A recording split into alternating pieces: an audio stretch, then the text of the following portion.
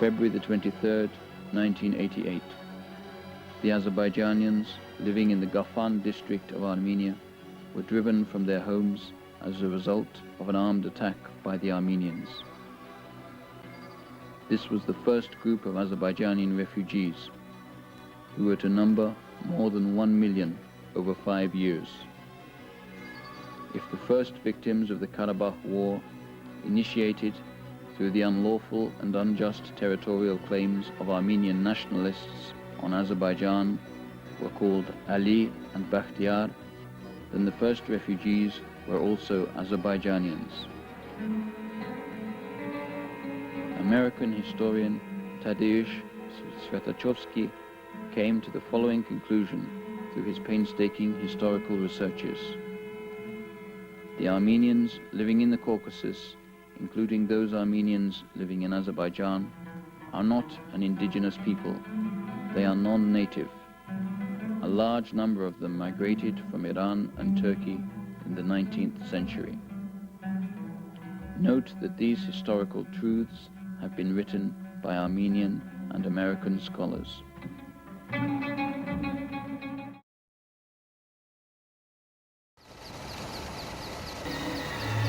A bloody tragedy occurred on the night from the 25th to the 26th of February 1992 in the Azerbaijani populated town of Khojaly in Upper Karabakh. From the Russian 366th Motorized Infantry Regiment stationed in Khankendi, renamed Stepanakert by the Armenians, 74 armored vehicles, followed by Armenian foot soldiers, seized the unarmed town of Khojaly with unprecedented ferocity. More than 400 citizens of Khojaly perished, 498 people were crippled for life, and 576 children were orphaned. With the 366th Regiment, the Armenian military units razed the town of Khojaly to the ground. Those who fled the tragedy were caught by the armed Armenians on the plain near the village of Nakhchivanik. Hundreds of fleeing women, children, and old people were mown down.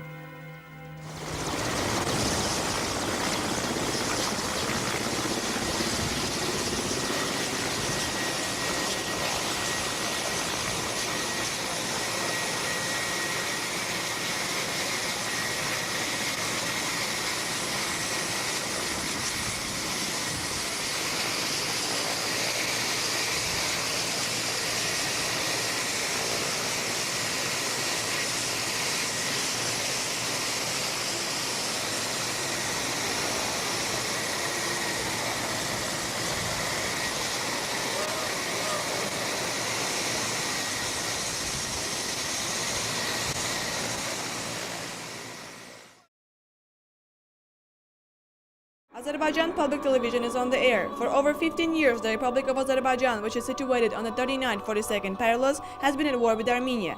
20% of Azerbaijan's territory has been under occupation by Armenia.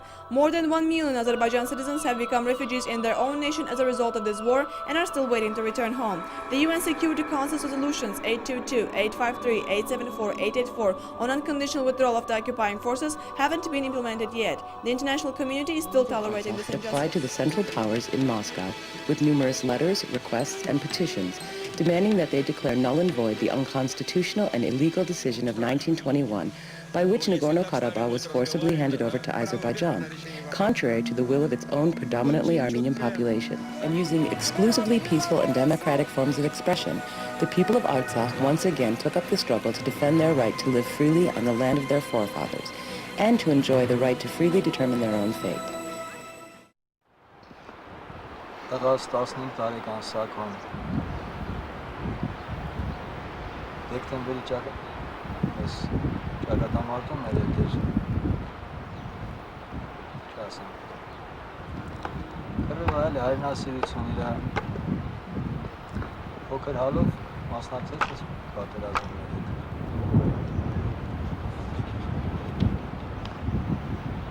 ինչ ասեմ Why Armenia on the map was big and now it's too small? Why? What happened to Armenia? Once the Roman Empire was afraid of us. What happened today? Worldwide, if we were an animal, maybe we could be on the endangered species list.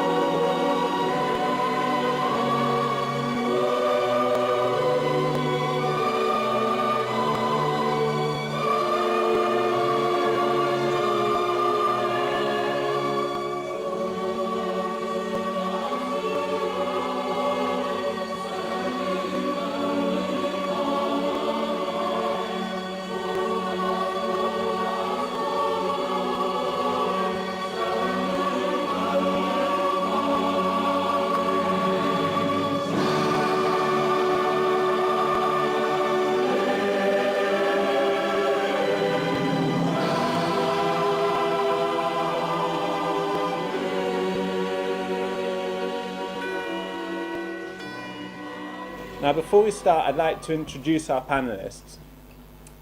Which way to start? I'll start at this end. Famil Ismailov is a journalist working with the BBC World Service and particularly with Russia Online more recently. I had the pleasure of travelling to Nagorno-Karabakh with Famil 6 weeks or so ago, which was a very striking experience for all of us who were on that trip. And it was very powerful to provide an opportunity for young people in Nagorno-Karabakh to meet with Famil and another colleague from Baku and actually engage in discussion. And so I think Famil brings a very particular perspective to this discussion. Tom Deval works at the Institute for War and Peace Reporting, where he edits their Caucasus news service. And as I think you all know, and as you were lucky to see in the discussion here, is I think one of the people who's spent most time in trying to understand and reflect on the different perspectives and the different portrayals of the conflict. And his book Black Garden, I think, is a masterful description of that process and the experiences people went through. Lawrence Brewers is currently working both at this institution where he's teaching at SOAS and at the Amnesty International, and had the pleasure to work with Lawrence for much of the last year when he edited a publication from our organisation, Conciliation Resources, on the Nagorno-Karabakh peace process. And finally, Mark Grigorian, who also works at the BBC World Service and is a very experienced journalist and writer, someone who's been involved in training journalists throughout the South Caucasus and developing training materials, and works together with Famil in editing something called the Karabakh page, produced by BBC Online, which has become a very popular forum for discussion and information about the Karabakh conflict and peace process and the Caucasus in general. So that's by way of introduction. Perhaps, Tom, you can throw out a few ideas to start with. Well, I'll be very brief. I just wanted to give you one or two of my reactions to seeing all this footage. I suppose the first one was that it's good and sobering to be reminded of the Karabakh war and the Karabakh conflict and the suffering it inflicted. We often start to talk about it in the abstract as a kind of dispute, and it's very good to be and sobering to be reminded and see the actual people who actually suffered. And of course, as in all wars, these are not the people who started the conflict. These are the people who were caught up in it, and to be reminded of things which almost don't get mentioned anymore. The Shaumian, the Armenians of Shaumian region, for example, or that village in Kafan we saw in the Azeri footage. I didn't even catch the name of it. So very good to be reminded of that, and just to be reminded of the costs of war. That was really my main reaction. Obviously, there were plenty of facts there which I could dispute and which I would be able to prove to you in rather boring fashion that the facts were wrong. But that's, I think, not what this evening is about. And I suppose the other point I would make is a sense of failure. The fact that everyone, whatever. This is obviously very complex dispute, but a huge sense of failure looking at that. We've all failed. The fact that that dispute began in 1988, it's still not resolved. Many of those people, in fact, probably the majority of the faces we saw in that film are people who've lost their homes and still haven't returned home. So a huge sense of failure. And I think there was obviously a huge amount of spin in much of that footage, but if only this evening could be repeated in full in the region, I think a lot of people would learn a lot. Thanks. Mark, perhaps you go next. Thank you. Thank you. Before just starting to talk about these things, let me say that I don't represent the BBC here. Yes, and I don't represent the Armenian people here, and I don't represent the Armenian government here. And I represent only myself as I am. Because in many cases I would disagree with the Armenian government, and in many cases I would be in a striking minority of Armenians talking about very painful issues. Anyway, representing myself, well, yes, I had several things again came to my mind. One, I would agree with Tom, is the historical facts about which we can speak and we can disagree many times because we have seen two completely different narratives of history, of the recent history. And another thing is, we saw quite similar pictures from both sides. And this is something that has to keep us alert by not telling the story of just one of the ethnicities or one of the communities. These were stories which were, which looked like and sounded like and were like each other. So, which means that telling these stories and emphasizing them all the time, we cannot get anywhere. And of course, I would agree with Tom about the failure and looking from a different perspective. I must say that if half of the attention which is paid to the conflict in the Balkans and 1/10 of the money that is poured in former Yugoslavia would be somehow directed to the conflicts in the Caucasus, that would make the situation there much more easier, much more closer to the world and closer to the solution. I have to be brief, sorry. Thank you. Samuel. I won't repeat what Mark just said, exactly the same. I don't represent anyone in this discussion. I think what we've seen there on the screen was the description of war, and we should take it at its face value. It was a war. And every war brings out mythology, because mythology is easier to feed to people. Mythology is easier to understand, and for people, mythology is easier to operate with. They would know what they're dying for. They would know what they're killing for. So, and it's always based on propaganda. We've seen lots of propaganda as well. I think what we shouldn't forget about is people behind those suffering, scenes of suffering, scenes of death and destruction. People who are exactly like you and me, and as Mark pointed out, they're similar. If it wasn't to crosses crosses and the speech and if I didn't hear what people are talking about, I would probably easily mixed up who is where, Armenians or Azeris. And all the people, the main similarity between the people on both sides of the divide is the people want to live normal lives. And we should remember that when we think about it, when we try to analyze it, or when we try to say who is right and who is wrong. Everybody wants to live normal life without bloodshed, without, with normal future for themselves, for their kids. And that's probably what needs to be done, and the attempt to look into future rather than looking at the past, the suffering, the death, which is not there at the moment, but people still remember it vividly. Lauren. Okay, well, I want to agree with Mark and Famil in terms of the similarities that I see in the materials produced by both sides. It's amazing just how similar the structure and the narrative of these films are. It's simply the names that change, be it Sumgait or Khojalu. And so what we find is a process of these parallel narratives being constructed, and yet no attempt whatsoever, with the exception of the interview with Tom, at explanation of the conflict. What we see rather is a minimum distance between the narrative voice in each of these films and a particular portrayal or version of the Karabakh conflict. Another thing that strikes me is the way in which some of these films have really focused on the most extreme examples of violence.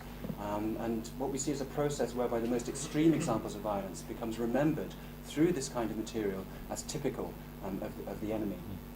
And in that sense, I have to say that despite the dreadful scenes which we've seen in some of this material, the films leave me in some sense cold, because what they appear to do is to try to project the pitilessness of the enemy and not the pity of war itself. They're not framed in terms of the human condition in war.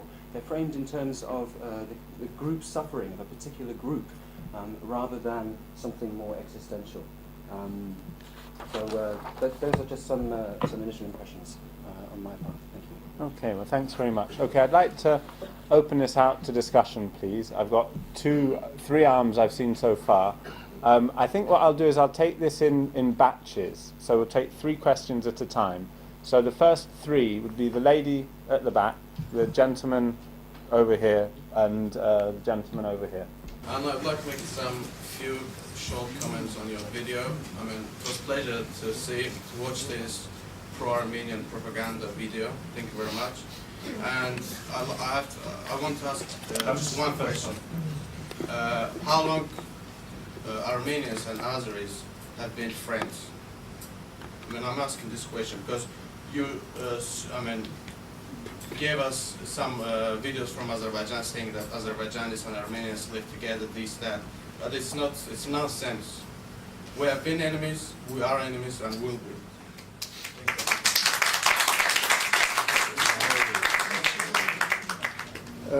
I'm a retired teacher.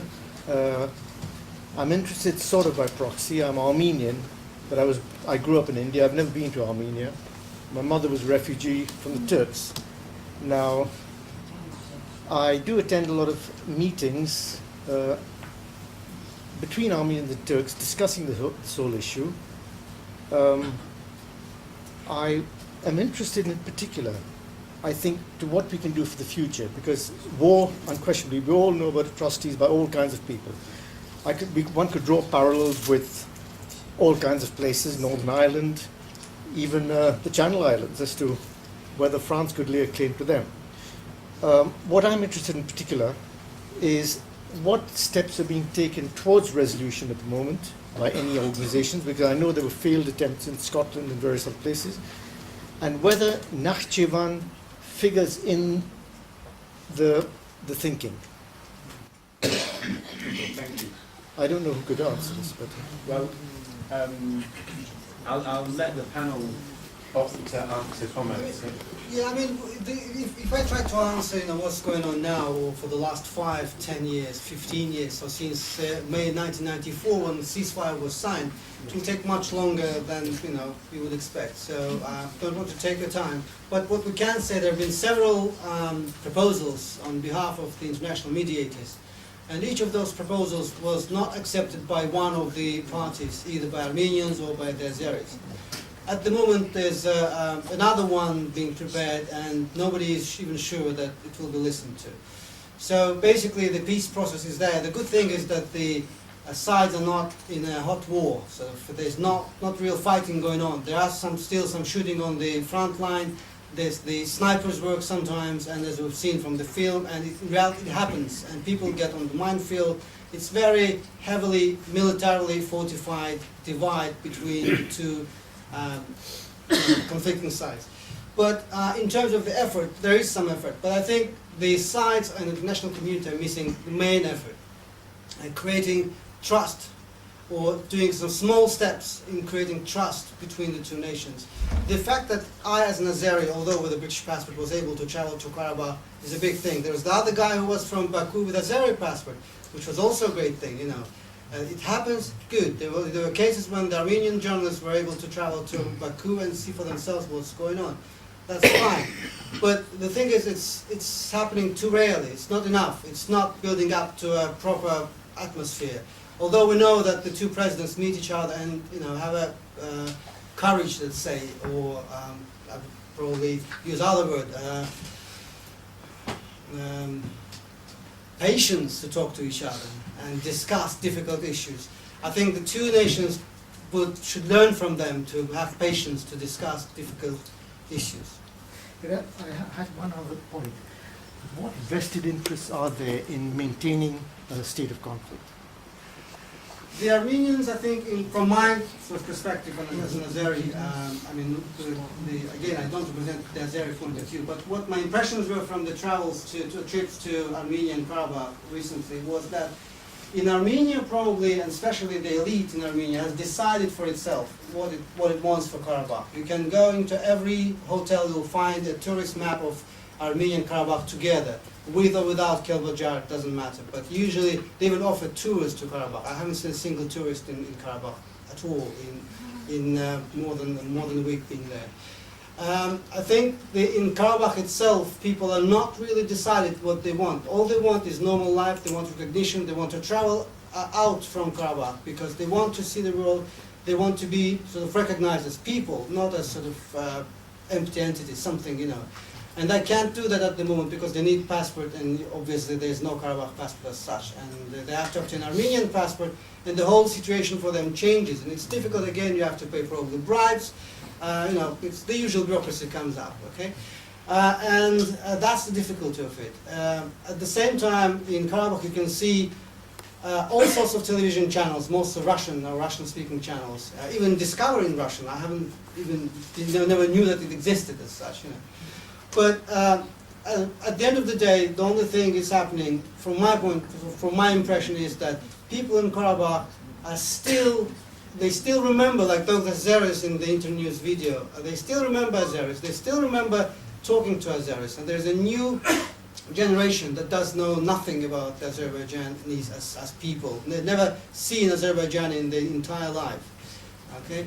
And what I think is that they still expect that something will happen and they will appear in some form or shape as, I think they still probably, there is a room for opportunity, there is a window of opportunity, and I'm optimist on that the Karabakh Armenians would accept at some point being citizens of Azerbaijan. It is possible. I don't say that it's easy, it's very extremely difficult, but I think there is a window of opportunity, because when you ask a Karabakhi man, where is the easiest way to sell tomatoes?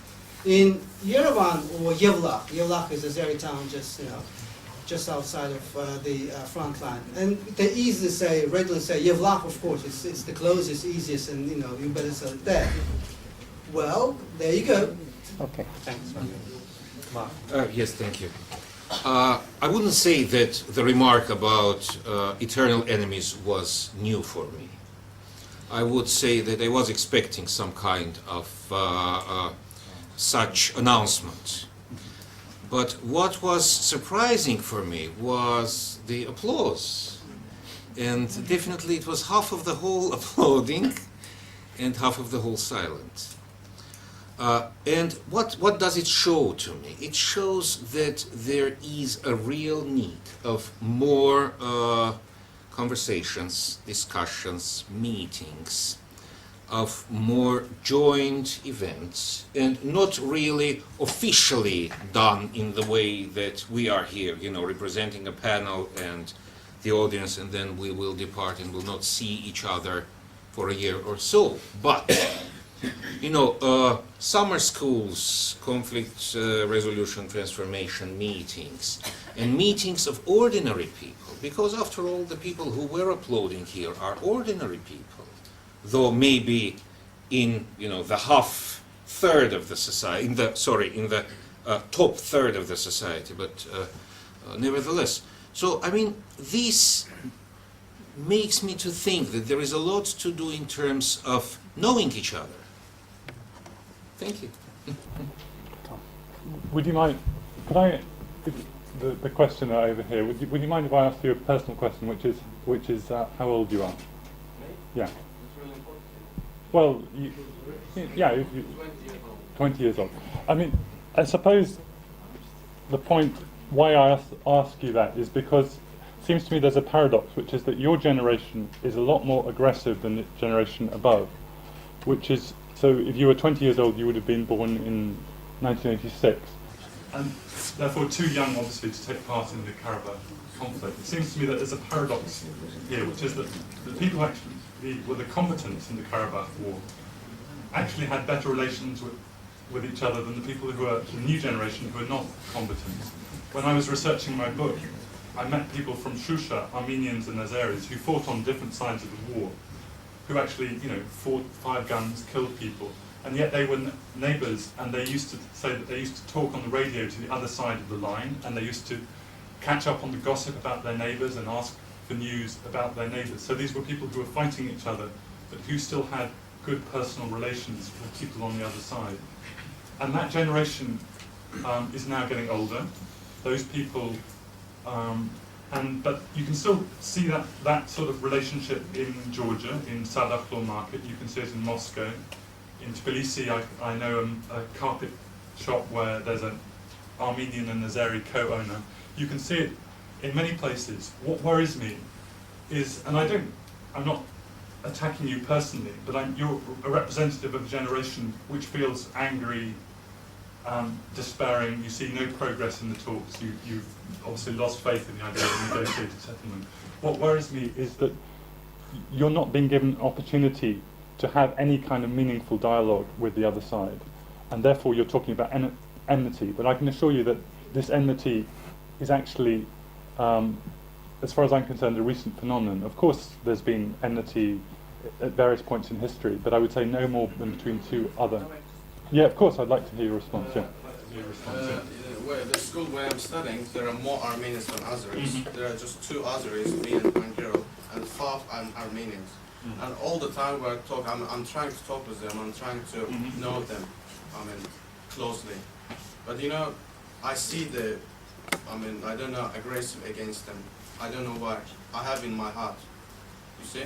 You saw this picture, just 2 dead people from Khojaly, but you show Armenians as innocent people. I don't know, Azerbaijanis killed them, genocide, this, that. But what about Khojaly? They showed much more than 2 people from Khojaly. They showed what Chingiz has filmed there was. I didn't hear the Chingiz Mustafayev voice there. When he's crying. You saw Yerevan, I don't know. Yeah, but he said, well, please let Famil answer. You just mentioned 2 bodies, and I don't know, but I think this is pro-Armenian propaganda. That's my. Sorry, but I think sorry, what are you saying that showing a shortened version of Cengiz Mustafayev is? I don't understand. I think we all understand that the material that we've seen today is propaganda. Now, I said at the outset, we weren't here to count the seconds, or I could say to count, please let me finish, or I could say to count the bodies. We weren't, I mean, there might not have been an absolute balance in the number of people violated from one community compared to those violated from the other community. But I think the point we were making today in these films, or the point that Simon, who put this together, was making, was that film material from both communities portrays the same degree of violation and pursues a propagandistic purpose from both communities. And I don't want to judge one or other better or worse, because that's not what we're here to do. I think you could, from an independent perspective, judge equally the films that have been produced as equally deleterious to the prospects for the communities to overcome the hatred that you have very eloquently expressed. So I'd ask you not to think that this has been an attempt to portray the propaganda of one side or another. It's been an attempt to portray the propaganda of both sides and to create a forum for us to discuss why it is that this propaganda is as deep-seated in the communities as it is, and what prospects there are to overcome it. Because what worries me about the sort of statement you've made is that the logical consequence is that the only solution is violence. And I think that what Tom is saying is that the people who've already experienced that violence are the people who are most vociferous or the most committed as to not wanting to see a repetition of the violence. Whereas young people like yourself, who have no real experience of violence, have this romantic notion that violence is a means to resolve this problem. And I think, sadly, violence is a means to create another series of films like this, which will perpetuate this for generations to come. I'd like to take a question from the gentleman at the back, then a question from the gentleman who's got his finger pointed there, and from the young lady with blonde hair over here. So we'll start at the back. A member of the London Armenian community. I was here at the last meeting which you had, which was much interesting, so I decided to come again. We all know, gentlemen, that war is tragic, and the consequences are suffering on whoever takes part in that war. So, bandying about statistics and figures as who killed who destroyed more houses, who made more refugees on one side or the other, isn't going to solve any problem. These are statistics, and as we know from our own experience in this country, in other countries, all statistics are questionable, all statistics could be fictional. So I would rather this meeting not dwell on the consequences of the war, but dwell on the causes of the war. What made the Azeris and the Armenians, who were friends, become enemies? Who started the first firing shot? Now, Sumgait, which took place in February 1988, was never mentioned. Sumgait, was it? Maybe I missed it, my apologies. But Sumgait was the first spark that caused the conflict between the Azeris and Armenians. That it was there that the Armenians were killed, their houses were burned, and they became refugees from that city. And everything else follows from Sumgait. So I would like this meeting really to talk more about how to build bridges now and go back to a normal living conditions, rather than talk about the consequences of what happened then. Thank you. I want to ask a question to Tom. I think that the lack of tonight we saw that the information that's available to the public in these countries is really quite disturbing, and that there's a serious lack of unbiased and neutral information. And I want to know from Tom what the reaction's been to the Russian version of Black Garden. And I'm saying this, for the past year I've run an online book club for young women from Armenia and Azerbaijan on Black Garden that has been very successful, and they're all 16 to 20, and they cannot wait for their friends to read it in Russian. And I really want to bring this to more young women and perhaps young men. Young women are a little bit easier to deal with, fortunately. We've had such a great time, and so many connections have been made, and I want it to move beyond the English speakers. And if only my Russian was better, I could facilitate a discussion next year in Russian. But the girls are, unfortunately for you, Tom, photocopying pages for their friends. But it could be something that could be really positive to have more groups like this, and online allows for a space to do that. Tom, why don't you start with why don't I just start by answering Katie's question? Actually, the BBC Russian website, which Karabakh website that Famil and Mark edit, has the full text of Black Garden in Russian on it, and the book has been published in Moscow. It's not enough copies available, but it is published in Russian, and now Armenian and Azeri translations are also being done with the support of the US embassies in Baku and Yerevan. So hopefully in about a year there will be Armenian and Azeri versions, and I'll have even more questions to answer than I do already. It's interesting that I had expected that there would be more Azerbaijani criticism of the book, but in fact, funnily enough, and I can't explain this completely, I think there's been more criticism from the Armenian side of the book. Now, whether that is because the Armenian English speakers are more organised, and that's just a reaction to the English version than Azeri speakers. Possibly that is the reason, but that's so far been the reaction. All sorts of reactions, but I'm heartened by the fact that a lot of people from Baku have written to me, saying the best letter that I treasure, I think, is someone said, "I left Baku. It was for me. It was a model of friendship and harmony. Everything has been destroyed." And the world has gone mad. And for the first time, when I was reading your book, I recognised myself in the book, and that was a reaction that pleased me a lot. It was sad. I mean, there's also a question about Sumgait, being a person who was born and bred in Sumgait, and who still, I mean, I am not from Baku, I am from Sumgait. I was born and I went to school there, and I always will stay in Sumgait. All my friends are there. At my time, I'm old enough to remember an Armenian class in my school and Armenian friends. And I'm old enough to remember what happened on 28th February 1988 and several days before that. And it's all written in Tom's book as well. The gentleman asked about why you don't ask about the spark. Sumgait wasn't a spark. Sumgait was already burning and blowing up, big. It was Chernobyl of the international ethnic relations for Soviet Union. And I clearly remember that the pogroms shocked everyone, and there were people, most of the people were trying to save people rather than to kill people. And that's why you had only 26 bodies, not 26,000 bodies, and because the city is quite big. At that time it was 250,000 population, so you would have had much more people killed if there were real big sort of organized pogroms. And you must remember that these sort of things usually happen spontaneously, and it's very hard to stop. And with the Soviet leadership still undecided on what to do, obviously that's what happened. But at the same time, again, I have to repeat, that wasn't the spark. The spark was earlier. Probably the spark wasn't even Kapan. Probably the spark was, what it was a book by Zori Balyan, or could be anything else, But instead of looking for a spark, I would think of rebuilding the place which was burnt out.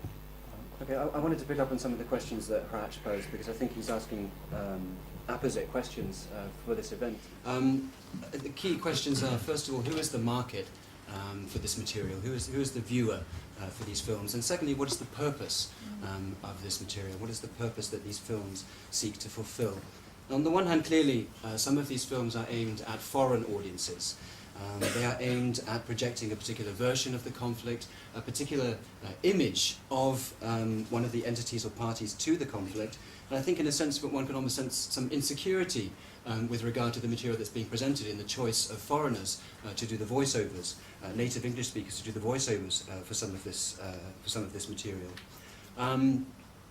So the NKR DVD, Welcome to Nagorno-Karabakh, what I felt there was that the film is trying to project this image of normality, that this is a de facto state, it exists empirically, we're getting on with constructing the roads, everything is progressing, we've achieved our goal. Most of the other films I felt were very much aimed at a kind of what I would call almost a fetishization of victimhood. Each side just sees itself in celluloid in the role of victim and never as perpetrator. And that reminds us that the other main market for this kind of material are the societies in which these films have been created. So each side is producing films that are extremely similar in terms of their narrative structure and in terms of what I've called this fetishization of victimhood. And it's circulating within their own societies. And it comes back to the question that the gentleman gentleman here posed, what is being done to resolve the conflict. And although one can talk at length about a lot of diplomatic activity, one can't ignore the fact that within societies themselves that are involved in this conflict, there is very little being done to challenge some of the mythologies that we've seen in some of this material. So I think it's also worth noting that film can, of course, be used as a medium for a message of conflict resolution. Conciliation Resources, the organisation that I used to work for, has experience in producing films from both sides of a conflict. And I felt that the Internews film here was, in a sense, heading somehow in that direction, and that we had all these positive comments about how we shared our lives with the Armenians, that there was never a celebration without an Armenian being there. And then suddenly it just turned round, and suddenly it was like, they're the enemy, and they drank our blood, and this kind of discourse. It seems just as ideological and just as artificial as some of these narratives of being the victim. And what it suggests to me is that neither side, none of the societies that are involved in this conflict are ready for introspection. They can only see themselves as victims, and I think we've seen that in some of the comments that have been made here, and are simply incapable of looking into their own soul, if you like, and seeing their own capacity for being a perpetrator. And until that happens, I think it would be very difficult to create a social terrain on which a peace treaty, a peace agreement, could fall on fertile ground. One of the things I would like to mention is expectations versus the reality, or truth versus facts. When we are talking, when we have a conflict, let me go away from the Armenian-Azeri conflict and let us talk about, let us say, the Israeli-Palestinian conflict, where both sides are expecting a very specific way of covering the conflict, which would actually tell the truth of this side. And when you see the film, you will be able to say, this is the very truth of the conflict. All the historical facts are there, all the victims, all our victims are there, and all the hostilities from the opposite side are there. So this is kind of the truth that we believe is there. But there are facts which, thinking about the truth, we don't think about some other facts, and this is when we expect to hear something and we don't hear it because there are different facts on the ground. It raises kind of our discontent with what we have seen, and we are kind of feeling that it's not the reality that we have seen now. Thank you. Right, as you can see, half of the audience wants to ask questions, and I think we actually, in theory, can go on for about another 15 minutes. But I'm going to have to tell you that some of you will be disappointed because I cannot ask all of you to ask a question. So I'll take the gentleman there to start with, and I'm trying to choose people to representative of the audience. There's a young lady over here, and then there's the gentleman, not you, I'm afraid, the man behind you in the black jacket, because I have to choose someone. And I was very disappointed at tonight's program, tonight's films. Like Mr. Vartanian, I was here last time as well. I would say that program was a lot better. I came with raised expectations, but I'm afraid I'm very disappointed because all I could see from these films was, especially some of them, were just raw propaganda. I don't know what you're trying to achieve. Mentioning the same things, fanning hatred, fanning the same official propaganda that's coming from especially one side, that leads to situations like we all saw the young man saying we're all enemies, we've been enemies, we'll be enemies, which is really a tragedy, which is far more serious and dangerous when it leads to situations that I'm sure all the panelists and all the audience will remember what happened in Budapest 2 years ago. It's propaganda like that, raw propaganda and hatred and Armenophobia or whatever you like to call it, that leads to two, if you like, students, officers who've gone to attend English language courses, NATO organized English language courses. One of them is axed to death in his sleep, his throat is cut, and is declared a national hero in Azerbaijan. This is really tragedy. When Armenians are not looked as humans, but as Untermensch, or whatever you like to call them, when somebody can be killed in his sleep who's only a classmate or schoolmate.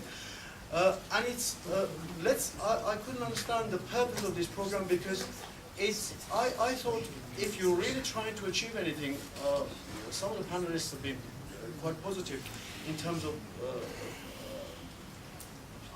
so attending to these criticism points. We should be forward-looking and really mention the fact that since 1994, at least, we've had peace there, which has been coming to the conclusion now, which is meant lack of mothers burying their sons, Armenian mothers as well as Azeri mothers. That is a good thing, and that should be concentrated on. And if we were forward-looking enough, in mentioning the refugees that we had, the film mentioned the refugees and 1 million refugees living in trains and railways. Surely the fact that the Azeri government, for example, is trebling its defense budget should be relevant there. I mean, surely some of that budget... I think you're starting to actually give a speech now. I think you've made your point. I'm asking, what is the purpose of the film when you know... All right, you've put your questions, sir. You've put your questions. Can I ask the young lady? I study here, and I actually originally from Nagorno-Karabakh. My question is more concerned about, first of all, a gentleman in the back from Cambridge University was right. Your actual purpose is not unknown, and if you mentioned before what was it is media and propaganda. It's always been, and I think the people who are not intelligent enough, who don't know what's going on in Azerbaijan and Armenia, won't know the idea why you're showing this. And the other thing I'm concerned about is probably the question addresses to Mr. DeWall. I'm concerned about the negotiations and the referendums conducted between countries, and Nagorno-Karabakh participating in that referendum as a separate country, because it is occupied by Armenians, and we all know that. Only Armenians or pro-Armenians live in Nagorno-Karabakh right now. It is occupied. And how it's going to be held if it's going to be pro-Armenian. It's not a separate country, it's a part of Armenia right now, but it was originally for Azerbaijan part. How the negotiations going to be held if it's a part of Armenia, it's going to be support the Armenian part. Why? What's the purpose of negotiations or referendums? Thank you. I mean, you see that here, I mean, the half of the audience maybe are Azeris. Just to let you know, it really doesn't matter if Armenia accepts Nagorno-Karabakh as sovereign republic or as a part of Armenia. It really doesn't matter. As we know, international law has repeatedly recognized de jure Nagorno-Karabakh as an unseparable part of Azerbaijan Republic. And by all means, believe me, by all means, it doesn't matter. We will get our lands back. It doesn't matter after 15 years of negotiations or 2 weeks of war. Absolutely doesn't matter. This is the first thing. And in the final, I will be able to visit my father's grave, which is in Al-Arnam. That's the first. Secondly, from ethical point of view, how can you justify, sir, to invite Azeris here and to show them about the development in Nagorno-Karabakh Republic? It is really interesting to me. How can you justify it? That you invite people here, you invite a person from Internews who is not somehow represented in among the Azeri officials, and the film made by our Armenian officials, and then you show us them, and you touch the most sensitive feelings of Azeris. And later, in the argument so far, you try to calm down the people. Just think about it, and please, I would be very grateful to you if you explain, if you justify your action right now. Thank you very much. By the way, my name is Bakhtiar Mamadov. I'm from London Diplomatic Academy. Westminster University.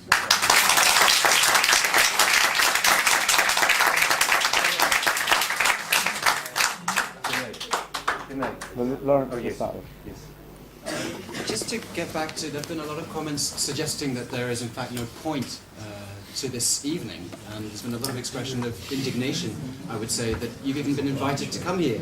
So once again, if I could lead the discussion back to film and war, and why we're here, and what is actually the subject that we're interested in discussing. And it seems to me that the purpose of showing these films, and to Simon's credit, I think he has tried to include material from both sides that expresses the views of both sides. To my mind, the purpose of this event is to try to deconstruct the truth as Mark defined it. This kind of overarching truth that we expect to see in this material, and to relate it to the facts. And in so doing, to deconstruct some of the rhetorical mechanisms that are used in order to portray and project a particular version of the Karabakh War. For instance, symmetry, to my mind, is a key mechanism that is used. There's very little symmetry in any of these films. Symmetry in the sense of presenting or having a representative of the other side or the other ideological point of view. I think the only example was the interview with Pashayev in the first film. And that's what's interesting about film is that you're sitting there, you have to watch the film to its end, and that's a big difference from a lot of the debates that I've witnessed between Armenians and Azeris, when you get this very kind of staccato tit-for-tat symmetry in the argument. That the minute Sumgait gets mentioned, then it's Khojalu, then it moves back to Baku, and then to genocide in Anatolia. And what this symmetry and this kind of knee-jerk response does, it simply avoids touching on more substantive and more painful issues. So that's right. The list can go on. The list can go on. Thank you. Can I just make a comment? You said the guy Amir Safarov is a national hero. He's not. The national hero is the guy who filmed that and who was killed. Not the guy who killed Armenian, who was filming that. Is Amir Safarov a murderer or not? He's not. Okay, thank you. I mean, I think no. Let's finish some comments from the panel, and then we'll see if there's time for any final comments from the floor. And I'll just finish by highlighting, I think, some of the techniques used by some of the directors and filmmakers in some of this material. The way in which the viewer is actually just bludgeoned into submission by these graphic, almost pornographic images of violence. And this is seems to me quite a predictable way of projecting a particular idea about war. And I think that one of the things that we can do here is to usefully unpack that kind of technique and to try and understand what effect this material is intended to have on us, and therefore not to be victims as viewers and simply lapping it up. Yeah, I'd also like to sort of defend Simon a bit, because I've also been involved in this project for about a year. I think it is, I mean, some of the emotions which are coming out here provoked by these films is quite interesting, because obviously this is very strong material. But I think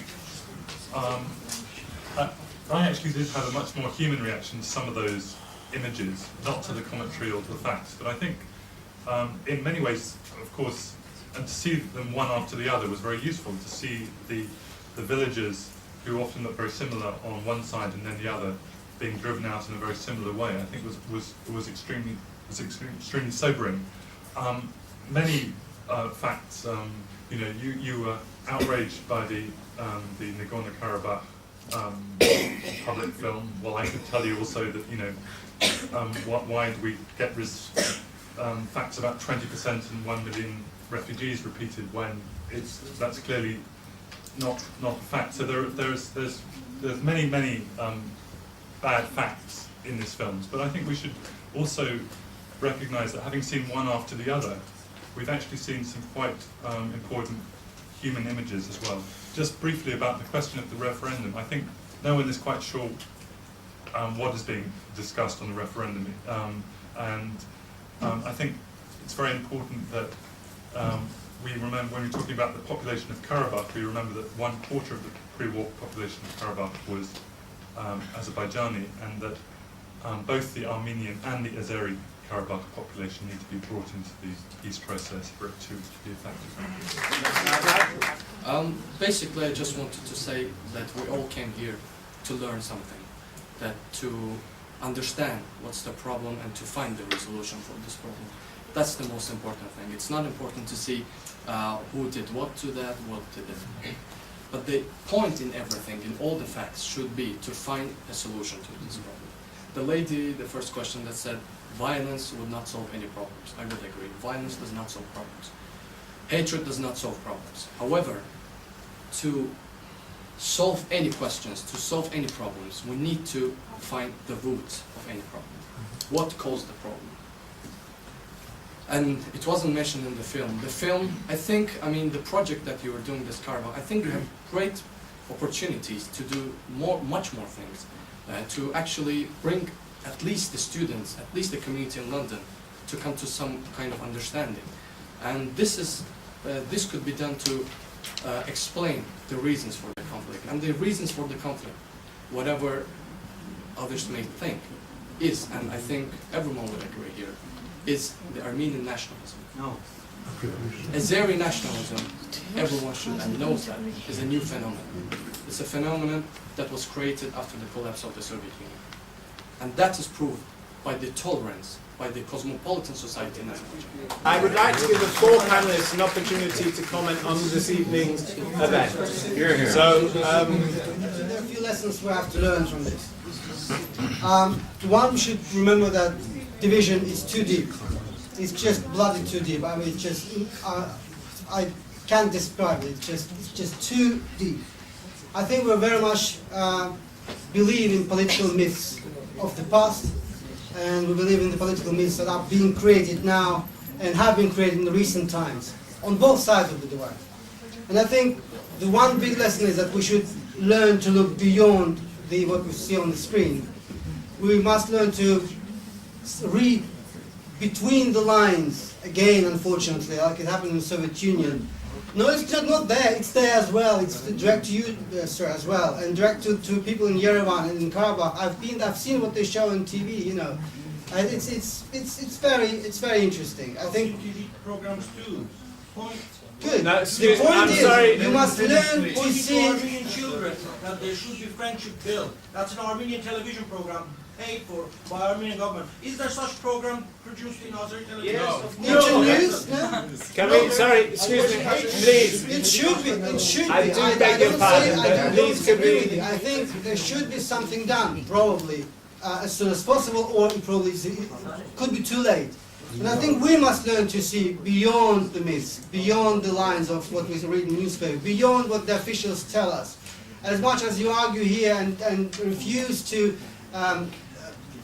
talk to each other, as much the presidents actually meet and talk and you know, discuss something, which is phenomenal. You know, they do it.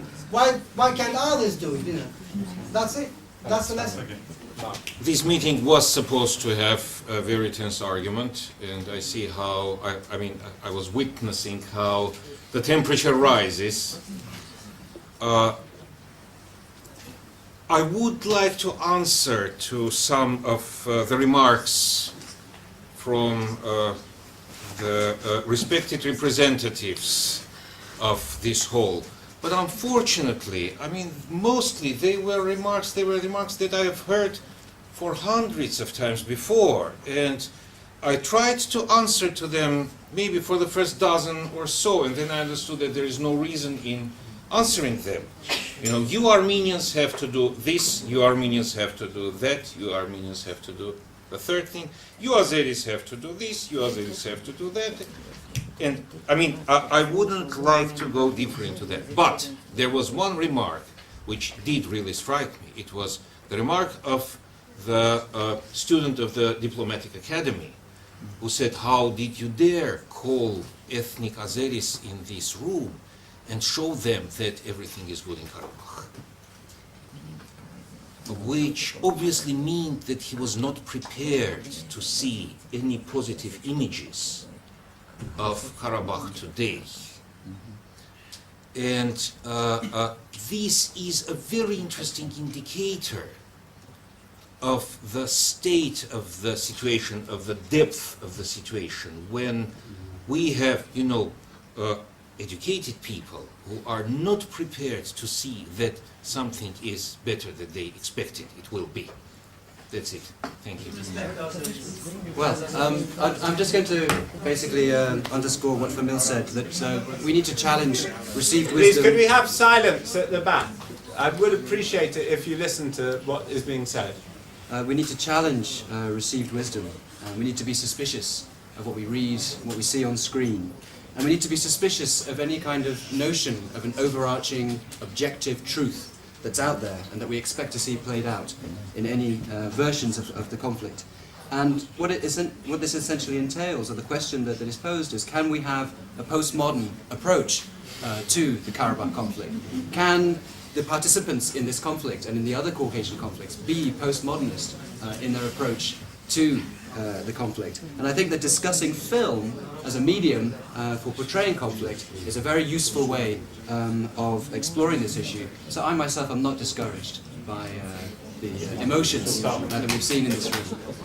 Let's agree that there are problems on both sides. Let's agree that the reasons why this mess exists on both sides. Of course, the problems are different. That goes without saying. We've seen many of the problems.